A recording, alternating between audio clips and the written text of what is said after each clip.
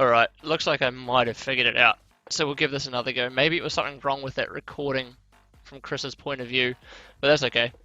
Alright, as they always say, oh, here we go. As they always say, third time's the charm. So let's rock in. Let's kick it off. Let's give it a go this time. Third time lucky. Loading in game. Here we go. Welcome back, ladies and gentlemen. Welcome back. I have to do the introduction for the third time now. And here we go. We have over. I'll just quit. I won't do the introduction until we see that this game is actually going to start loading and continually play. It looks like we're in a pretty good situation here. So welcome back, everyone, to. Yep, no, everything looks okay. Awesome. All right, welcome back to the third game in this best of seven matchup between Aliens and Predators and Heartless, playing off here in round two of the losers bracket for Clan Masters, the final showdown. We are on the point of view. We are on the point of view of MBL over here in the grey, playing as a Hunnic pocket. But instead of doing that, let's introduce his flank first. Instead, who is the one and only Fiage, playing as the Spanish. He's playing in the yellow as MBL's flank over here. We've already introduced MBL. Let's rock on over to the other pocket, who is Melkor, playing as the Mongols. A Mongol pocket, really, really nice for him. And he's going to be supporting out on his flank. He's got Leary playing as the Mayans. Oh, this is quite nice out here on this sort of right-hand side of the team for the Heartless guys over here on the eastern edge of the map. But zooming over now, glossing over, we'll have a quick look at the Aliens and Predators team out here on the on one of the flanks here in the grey. In the orange, we have KGB alive. Alive KGB, every way you want to put it, who's getting one of his sheep lamed now from Leary, bit unfortunate for him, but he's playing in the orange trunks, and he's also playing as the Mayans. His pocket today supporting him is going to be the Max, playing as the Aztecs. So we have a cute little Mesoamerican myriad of civilizations going on over here between Alive and the Max. The other pocket for the Aliens and Predators boys down here is a Mongol, and his name today is I Am Chris, the Canadian, the very, very strong Canadian player playing as the Mongols over here in the pocket in the green trunks, and he's going to be supporting a Hunnic flank in the form of Vic Winchester playing in the purple. Winchester seems to like the purple, Chris seems to like the green, and everyone else is sort of just switching around colours, it seems. But yeah, as I was saying, man, Mayan flank for both players or both teams is going to be so nice. I'm expecting to see some drushes coming in from the Mayans. And it looks like Alive has actually got, kind of a nice map. He can wall off quite easily with some buildings and palisades off at the front of his base, and maybe even start getting, if he wants to go, the whole hog, he can wall off across here, and okay, he can't wall off there. That's ridiculous. But he can keep most of his economy nice and safe. Maybe just plonk a wall down across there and across there, and this whole front side of his economy, it's easy enough to wall off here too. Keeps his stone nice and safe, and that's going to be really, really strong for him as well. We saw Leary laming one of his sheep before, and he's lamed another one of his sheep, unless that was the same little sheep. And Leary getting a little bit of laming going on there. We have a Mongol pocket here in the form of Melkor, which is going to be really nice. It's going to be interesting to see how much support he actually gives his Mayan pocket, his Mayan flank here even, because if he is allowed a bit of a free boom and they can get the Mongol powerhouse rolling, the Heartless boys out here on the right-hand side of the map are going to be in a really, really nice position. A Hun pocket here with MBL, that's really strong as well. Hun's really great on the pocket or flank, and MBL trying to support his, trying to bring in a bit of extra food to Fiage here, trying to lame a boar. Winchester wise, Winchester aware to it, and cutting that out quick smart, or at least trying to. He's getting a few nice hits here on the scout from MBL. But hopefully MBL will be able to pull this in for his ally here. On the flank we have Fiage again playing as the Spanish, and that's a little bit of an interesting predicament for him. We saw in the first game on Arabia, which I also failed to mention. This map is Arabia, the home map of the losers of game 2. So the Heartless boys have chosen Arabia. Why not? They managed to pick a victory, the first victory in this set of games on Arabia. It looks like MBL is not going to be able to get this ball back for Fiage unless Fiage brings his laming skills over here to grab it himself, and might even. Oh, he's going to keep a scout alive. That's really nice. But Fiage is not going to be able to take both of these scouts on. This villager might actually still be able to rush over here and grab that boar, but MBL is going to retreat away with his scout, a wounded warrior with only 1 HP left. Chris quickly clicking up to the feudal age now, as the Mongols pretty much expected.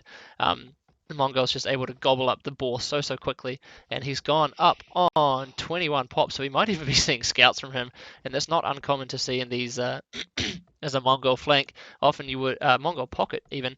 A lot of the times you will see them just fast castle and try and get a bit of a free ish boom or uncontested boom. Other times you'll see them dropping down a barracks and going for some scouts to try and surprise their opponent and support their flanks as well.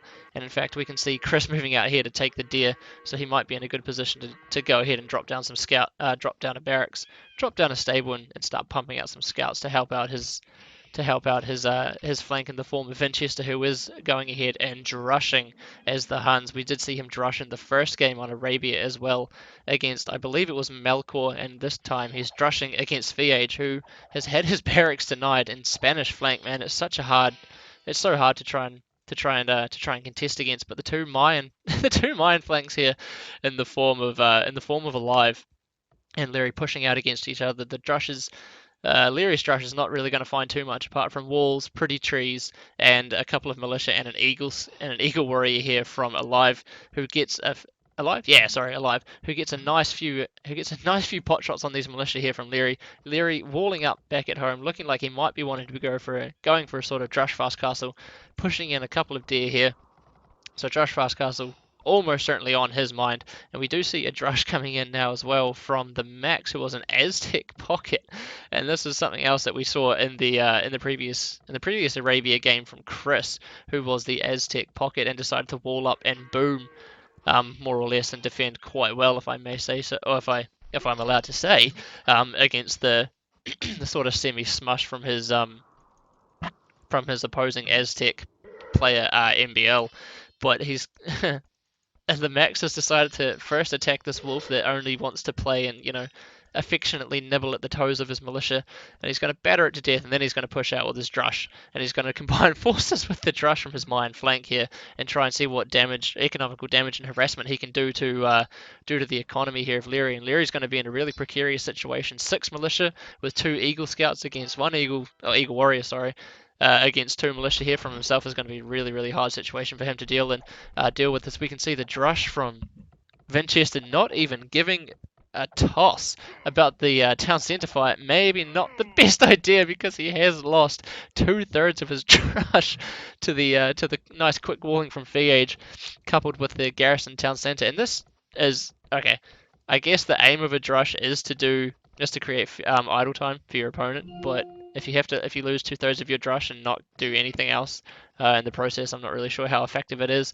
And I suppose it's given Winchester enough time to wall off the front of his base back at home, and maybe preparing himself for a nice fast castle off the back of that questionably efficient drush. As he's clicked up to the feudal age now, he's looking a little bit low on resources, but maybe he'll be able to pull something out of the bag, as we see an extra 2 militia now coming from the Aztecs pocket in the form of Max, who we sort of expect this to come about. You normally see 5 militia drush on the flank from the Aztecs, but a little bit, something a little bit different. Always nice to see. And there are the scouts there from Chris pushing out and trying to harass the berries, the berry gatherers, the foragers of MBL, who has gotten up to the feudal age in quite a nice time, chucking down a stable. And I thought maybe a blacksmith would be popping up somewhere, but maybe his economy is not quite set up for that, as we can see the double drush, I guess you could say, from the Mayan and Aztec players out on the out on the topmost flank for the Aliens and Predators team, getting into the woodline of Leary here and causing a nice bout of idle time and just a little bit of harassment on the villagers here as well from Leary. And this is going to be quite nice in the long run for the Aliens and Predators boys out on the left hand side. Just because Drush Fast Castle is more or less, Drush Fast Castle is what Leary is wanting to do, and creating that idle time on the villagers to be able to sort of knock that on the head is always going to be put you in a nice position. I can hear the stable coming up from Feage, so we see Feage. What is he planning on doing? Because his drush was really, really delayed. He's got a nice bout of food and he's starting to wall up a little bit, expecting maybe that his opponent out here, his Hunnic opponent, his Hunnic flank, his opposite is going to be going for scouts, and we can see two stables being popped down for Winchester now as well. Is he anywhere near the castle age, or is he? No, he's not. He's going to be going. It looks like a little bit more aggressive. He's going to be going full scouts, well, not full scouts, but quite aggressive on the scouts. As the drush from Max is still actually alive, so much so that he decided to go for the man-at-arms upgrade, and this is a really, really nice idea. He's got a villager pick. That's a really, really nice pick here on the gold mine here from Leary. Leary managing to get out a couple of archers here. No, not upgraded, no fletching, but these man-at-arms aren't going to be able to stand up to too much more fire from a town centre, as well as an archer hitting him in the back of the head with some hitting him in the back of the head with his arrows that he's firing out. The scouts from Chris still moving around, going to get a few pot shots done here by the spearman of MBL. MBL managing to pick off one of the scouts from Chris, but Chris is Chris is doing a really, really nice job harassing and slowing down MBL. MBL still up to the castle age in a reasonably respectable time. He's thrown down a stable. His blacksmith has obviously been plonked down somewhere, but oh, it's right there. Okay, fantastic. That's actually really hard to see when you're casting where the buildings are, but he's managed to slow down MBL somewhat and give himself time to wall off his. Wow, that's a funky looking wall out here, and then continually walling off the semi-walled in part of his economy here. But he should be in a good position with his economy. MBL, that is, once he gets up to the castle age, as he has managed to still click up in a semi-respectable time. What else is going on over the map? We can see some archers from Leary pushing out across the map, narrowly missing the Mayan archers from his opposing flank here alive as they both push out, just to see what sort of damage, what sort of economical harassment they can do to each other. Has Leary scouted? I imagine Leary has actually scouted the main gold of his Mayan opponent, and he has, so it looks like he's going to be heading around there straight away. No, he's not, because he's going to wait for the reinforcements from his Mongolian pocket here. Although the scouts from Chris starting to push into the Mongol pocket now as well, but Melkor alive and aware and very, very wise to the fact that this could be coming in. Obviously, he's been told by his team that, Chris is going scouts, get a couple of spearmen out or a camel or two, and just be aware that you might see some pretty ponies in your base at any time during the Feudal Age or Castle Age even. As Winchester now up to the Castle Age himself, having thrown down an extra town centre, so it doesn't look like he wanted to go scouts at all. Getting straight up to the castle age is going to pump out 2 stable knights, which is going to be really, really nice for him, especially since Chris has done, quite a bit of economical harassment. Not so much game debilitating damage, but quite a bit of economical harassment to his opponents.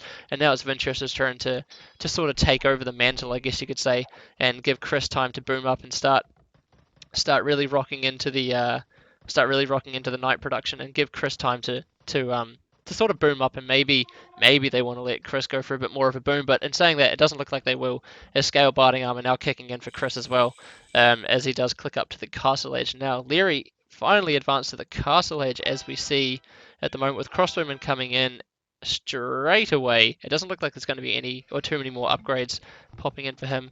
A nice house popping down, and a town centre being thrown up on his main gold. Really, really nice positioning for him as he does move out with some archers here, looking what harassment he can get against his Mayan opponent alive here, who has thrown up an extra town centre on his main gold, and moving out to stone, more or less what you'd expect to see as the Mayans. You want to start getting those castles up as early as you can without sacrificing too much more of your economy. And getting those plumed archers out just as soon as you possibly can. But the upgrade advantage is actually quite nicely in favour here. For Alive. But this is the difference in the sort of northern sort of area here, where Leary is going to have the support of Mongolian knights, which can get bloodlines, so relatively pretty strong knights. Whereas the Aztecs is going to support. No way. There's no way that the Aztec player, the Max here, is going to support his Mayan flank for a while. You can see he's stonewalled up, taking a leaf out of Chris's book from the previous game. And once he does manage to get up to the Castle Age, it looks like he's going to be going for some sort of a boom. Maybe getting to the Imperial Age as quickly as he can to try and help out his Mayan flank in that respect instead. So maybe we're just going to see a bit more of a passive game, a bit more of a defensive game from the excuse me, from the aliens and predators boys, the Mesoamerican boys up here in the north of the map. Um, this is cute. Walls existing or coexisting side by side, but yeah, it might be a little bit more of a passive game up here on the north for the Max and Cage and Alive, as opposed to down on the south where we might see Vinchester, who is starting to patrol around with knights +1 armor and +1, yeah, sorry, +1 defense and +1 offense having been done for him, pushing in against the Spanish knights from Feudal, who's got a monastery up in a town centre. Town centre coming up in double monasteries. Going to get a few monks to be able to push back these knights from Vic Vinchester, who just decides to forego that and push out to MBL's base. Now throwing up a second stable as well, as we can see that the defensiveness or the defensive stature for Alive is not paying off to what I thought it would, as he starts to push out across the map with some crossbowmen, +2 or Bodkin arrow done with padded archer armor coming in, and he's going to be able to get a nice few villager picks here if he does manage to get into the heart of his opponent's economy, but some really, really nice quick walls going in toward the town centre here is going to pretty much stop this attack in its tracks. Might get a villager pick here on the wall, but apart from that, it looks like Alive is not going to be able to do too much more economical damage or harassment. Um, as we see monks as we see the monks slowly waddling their way over to help out from Fiage, that is, over to his pocket, his Hunnock pocket MBL here. He's got a conversion. He's done very, very well getting a conversion there. Not creating, I don't think, too many knights of his own. Just using the Spanish monks to be able to Wololo his way to a substantial army. It's just a couple of sheep, and we can see some Mongolian knights as well coming back with chain barding armor, having been or rather on the way for Melkor, who is up to 3 town centers now, already over onto the stone. Again, just like the Mayans, really, really important for a Mongolian player to get onto that stone as early as you can. And wow, a couple of sheep here missed actually. Were they Fiage's sheep or were they MBLs? I'm not sure whose sheep these are. Maybe they weren't lamed because they looked like they were just a group of 4. Maybe MBL missed his sheep, in which case it's even more impressive that he managed to click up to the castle age in such a nice time. But Bloodlines and Chain Barding Armor now coming in for Melkor, and not a moment too soon. Oh wait, no, hang on. That's his it's his flank, so that's fine. But chain barding armor and bloodlines now having been done for these Mongolian knights, and they're going to be able to stand up to quite a beating from any crossbows or any other sort of units that do want to try and take them down. Monastery and University coming up for Winchester now as well. The University, oh, and a third town centre as well. It looks like is Winchester. Yeah, Winchester is nearly ready to click up, and he's being slung. There we go. So we're seeing the sling coming for the max. It's a pity that the spectator dash or the overlay didn't actually show, but I suppose I should have really clicked when we saw Max was just walling up and not really going up to any extra town centers. So he's going for a feudal age sling, and of course this is on the War is Coming mod, so it does shift the slinging technologies back in age. So you know the compared to the old style, I guess you could say, a feudal age sling not quite as strong as it used to be, but still definitely strong enough to get his Hunnock his Hunnock ally up to the Imperial Age in quite a nice time. That's what these buildings were for, obviously, and throwing down a few extra stables. So it looks like he's going to be going for 5 stables right off the bat as soon as he hits the Imperial Age. +1 defense already done. Ironcasting coming in for him now as well, as Chris is starting to get into the economy of Melkor, who has, as we saw before, got +2 defense as well as bloodlines. So he's going to be able to, along with the defender's advantage, be able to push back Chris's little meager attack of light cav and camels there as well. And we can see Chris starting to retreat there. It's not really a fight that he thinks is going to be worthwhile for him to take, but more camels actually being thrown out, and Chris is thinking, well, people have not been using camels as raiding units for too long. I'm going to show them how effective they can be as raiding units. So he's going to start pushing out across the map, maybe looking to see what damage he can do to the army of Melkor here. Melkor's going to be losing this fight pretty substantially if he doesn't get some sort of a backup from his the crossbowman of Leary, who is now starting to slowly push out across the map. As MBL does do the same, pushing into Winchester, who's going to retreat away from this fight, not wanting to take any unnecessary losses before he does reach the Imperial Age. As we can see, +2 defense and husbandry coming in now as well, with the pikeman upgrade kicking in for Fiage, and this is going to be quite a nice little addition to this knight army from MBL. Pikemen coming in and starting to put a little bit more smackdown on these knights from Winchester is going to put them in a really nice position. Although maybe they don't know that. I'm sure they know that the sling was coming in because they haven't seen anything from Max in a while. But we can see that the sling was definitely coming in with Cavalier, plate barding armor, and handcart now kicking in for Winchester as well. He's going to be in quite a nice position once those upgrades, or once the cavalry upgrades do kick in, to be able to push back this little army here from MBL and Fiage. It looks like over here Melkor, along with the help of his Mayan flank, Leary has managed to push back this little cavalry contingency, I guess you could say, from Chris, as he does start to roam around. Oh, this might be them here actually. Maybe this is another weak group. As Chris does start to push around the map, seeing what damage he can do. But it looks like all the action, all the gameplay is starting to happen in Winchester's base, and we see quite a few monks coming in. And this is the monks, the knights, the pikemen. This is going to be really dicey to see if Winchester, or how much military Winchester's going to lose here as well. Cavalier kicking in now, and the pretty pink Cavalier, always nice to see. But it certainly looks like with the aid of the sling, with the aid of the defender's advantage and the quicker Hunnic stables, Winchester will be able to push all this back. But I don't know, man. MBL managed to get a lot of harassment down here, idling a little bit of Winchester's economy. Again, doesn't matter terribly if you are getting a sling, but at the same time, this is really nice from MBL, keeping Winchester locked up in his base. Or not locked up in his base, but keeping him cooped up in his base, I guess. Meaning that he can't push out and do any sort of harassment to anyone else under the sling, and that's never what you want. As a player being slung, you don't want to have to be sticking in your base, because that's just negating the purpose of the sling completely. But over here, this could be a really nice pick from Leary if he's paying attention. Is he paying attention to the villagers that are going to build the castle? No, he's not. So this is that could have been such a nice pick from Leary. as he pushed out with those crossbows, pushing out again with a few more crossbows down here to the south of Alive's base. But this would have been an absolute slaughterhouse. But the castle, I think the first castle actually now popping up for Alive. Yep, first castle popping up for Alive as Chris and Melkor both click up to the Imperial Age now as well, and Winchester now starting to push out. With all these +4 Cavalier, +2 attack also done. A few sheep roaming around the map here. I don't really think they're going to play too much of a part in the game. Walling again behind the palisade walls out here is Winchester as he moves some villagers over to the western flank, or the western corner of the map, to start setting up the trade, preparing for the long game this is indeed going to turn into.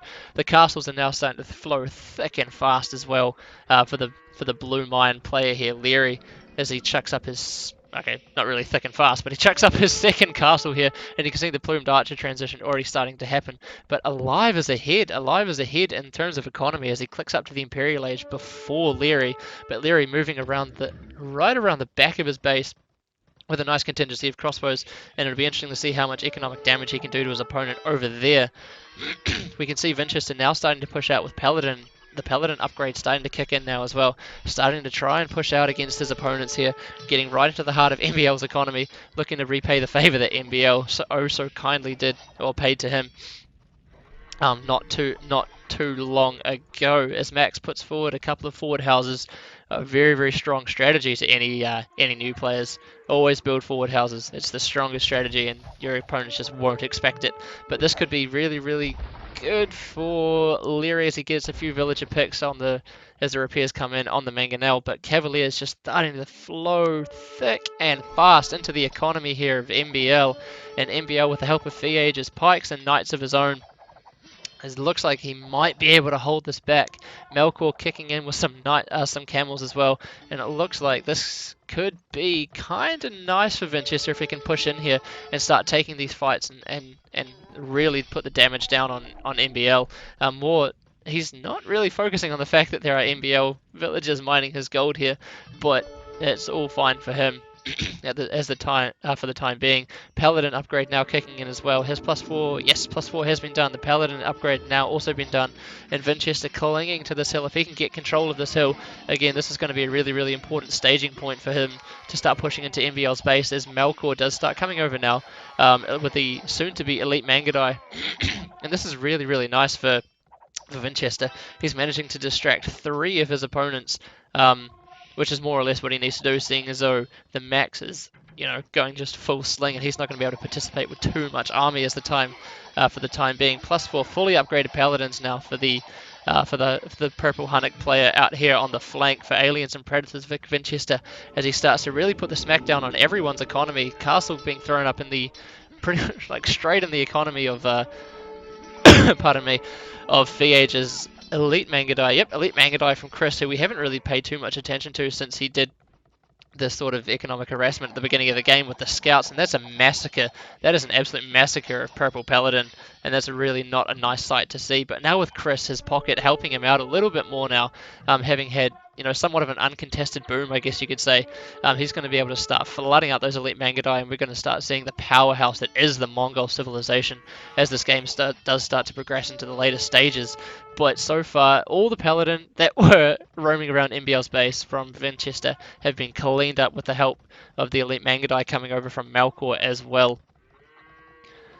So Malkor up on 2 castles from what I can see, 3 castles, so he's going to be in a good position to start pumping out some Mangadai as well. Obviously, getting all the upgrades on the elite Mangadai is such a long, arduous process, but it is one that, pardon me, it is one that definitely is one that you should definitely take. Elite Mangadai just so strong if you can mass them up, and there's not much that really can stop them. And over over on the northern flank, this is just a classic Mayan war. Actually, no, I lie. A classic Mayan war would be siege rams. So if we could see some siege rams coming in from these guys, that would be really nice.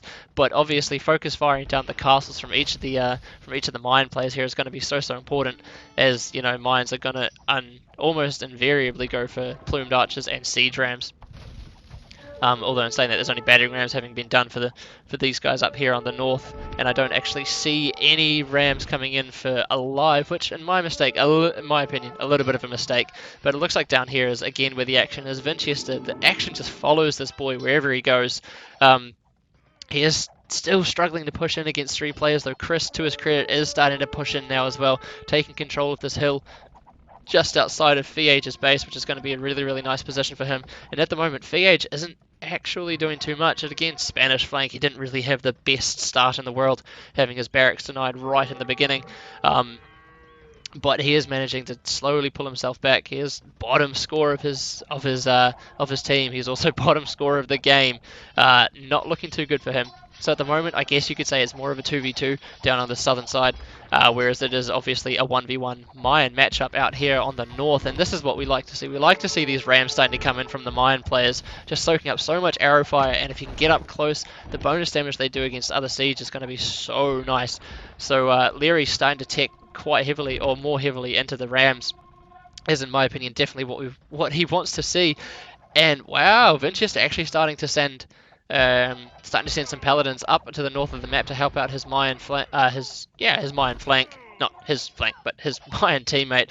Starting to take down these rams that are just being so pesky for him, and it's fair enough because it looks like for the time being Chris and Vinchester do have a somewhat firm hold over this hill. Where the heck did it go? Over this hill. Chris is like, nah, I got this. You go and help.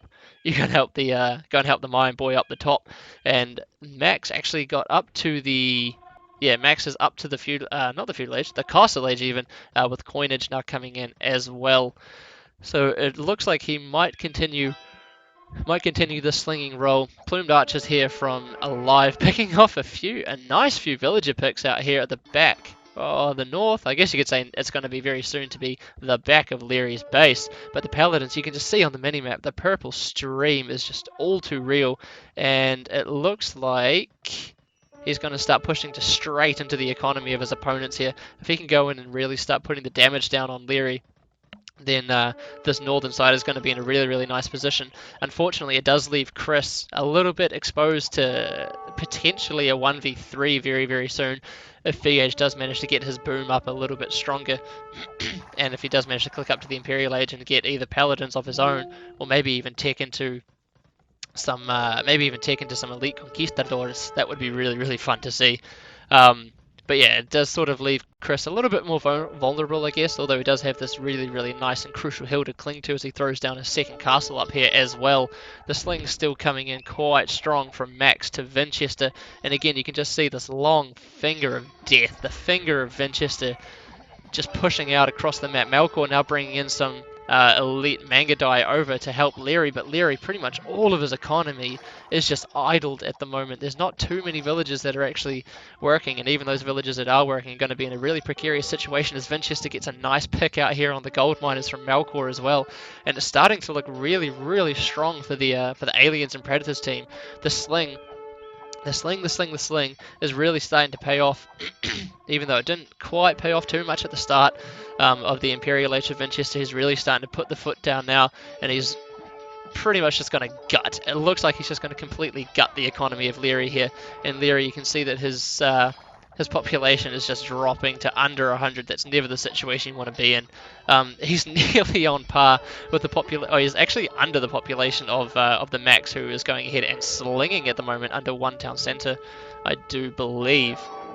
But this is a huge fight. Hunnic Paladin's now coming in for MBL as well, trying to fight uphill against the elite Mangadai from Chris under the shadow of two castles as well, and the pretty pink purple Paladins of power and stuff like that. And Winchester is in here, but where the heck happened there? Okay, that was a really, really nice fight. I guess the sheer numbers were just too much for the aliens and predators team down here on the south, and it looks like all of the elite plumed archers from Leary managing to pull back and push away his opponents. So maybe Heartless are actually starting to stabilize a little bit. The scores are pretty heavily in favor of aliens and predators, and I do feel like the damage they did, just because it's not continuing as much as it was before, was definitely substantial enough to solidify their lead. And it looks like we're going to have another scuffle here as well between the elite Mangadai of the two Mongol players, Chris and Melkor, as Paladins from MBL come in behind to try and help out. But no, they're going to retreat away from that fight as Winchester does start to push into the economy now of of VH, who hasn't really done too much in this game, to be completely honest with you. A lot of free villager picks out here, which the Max is now flaring as well, with a lot of outposts. Max just pushing forward with outposts as MBL puts up a castle, on this hill and starts trying to trip down the all-important castles from the Mongols here. But another fight on this hill between the Paladins. Only the Paladins, I suppose the Elite Mangadai are getting in on the action somewhat as well, but it looks like the Elite Mangadai and Paladin mixture here from Vinchester and Chris are going to be able to take this fight quite convincingly. The Mongols just so strong when they get into the Imperial Age, as we've seen so many times before in this tournament. Trade now being set up quite consistently and quite solidly for the Aliens and Predators team down on the south of the map as well. And we can see that there is quite a hefty push coming in now. An elite skirmisher and elite plumed archer mixture from our orange Mayan player up here on the north of the map, along with, finally, he's got some cat rams pushing in now as well as siege ram on the way, as well as chemistry, and paladins to back it up, but some elite Mangadai now coming over from Melkor to try and help him out. But the skirmishers are going to be a really, really nice addition to push that back. And this is really, really bad for the Heartless boys up here on the north of the map, as we can see a little bit of Paladin raiding now coming in on the gold mine again from Melkor. Winchester picking up on almost everything that's going on in this map. It doesn't look like, this fight over here again, the Paladins and Elite Mangadai mixture here from the Aliens and Predators boys coming through, and Heartless calling GG on the second Arabia map. Oh man, I can honestly say that that was somewhat expected. The sling was just so strong, and after Winchester managed to start pushing back and really do damage to everyone's economy, managing to hold more or less 1v3 out here on this eastern flank for a while, and then managing to push in really heftily and do all the damage into Leary's base. And Fiage was sort of out of the game, to be honest. He didn't have the nicest start, and he didn't really contribute too much to the proceedings. Past a few pikemen and a few monks here and there in the Castle Age. In fact, he never actually got out of the Castle Age himself. So really, really well played. He might have actually been, well played to both players, to both teams even, but particularly well played to the Aliens and Predators boys who do take the third match quite convincingly, I guess you could say, in a nice and comfortable fashion. So we'll come out of that game, as we always do at the end of the games, and we'll kick in and we'll kick in the next game after. Again, I grab a drink of water and have a wee bit of a relax.